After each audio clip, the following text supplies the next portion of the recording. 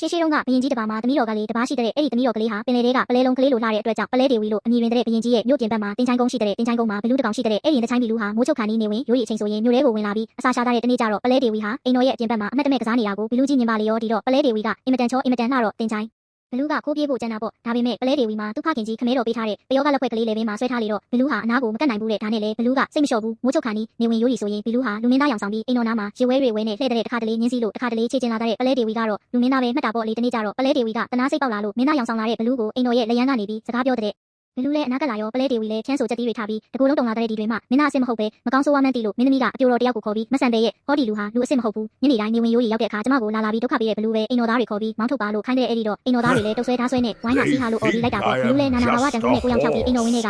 ဖပြေးပါလေရောတဲ့တစ်ချိုင်းတန်ရောက်တော့ဘလူးကတွေးတဲ့အိမ်သမီးကိုကိုယူကိုကြံစီနေတာဟာငါတယောက်တည်းမဟုတ်ပဲကိုနေဝင်ရိုးရီဆိုတဲ့အကောင်ကလည်းညနေတိုင်းလာနေရဆိုပဲဘလူးကောင်မျိုးပါလေငါမြင်းအောင်ဆောင်ပြီးအိမ်တော်မြင်းဆောင်တွေကဆောင်းချင်ရင်ကောင်းနေတယ်လို့တွေးတဲ့အတိုင်းပဲဘလူးဟာမြင်းအောင်ဆောင်ပြီးအိမ်တော်မြင်းဆောင်ထဲမှာမြင်းတွေနဲ့ရောပြီးနေတာပေါ့လေညရောက်လို့မှောင်ကျလာတယ်ဆိုရင်လည်းမြင်းတစ်ခုတယောက်မြင်းဆောင်ထဲဝင်လာတဲ့ကင်းသမားက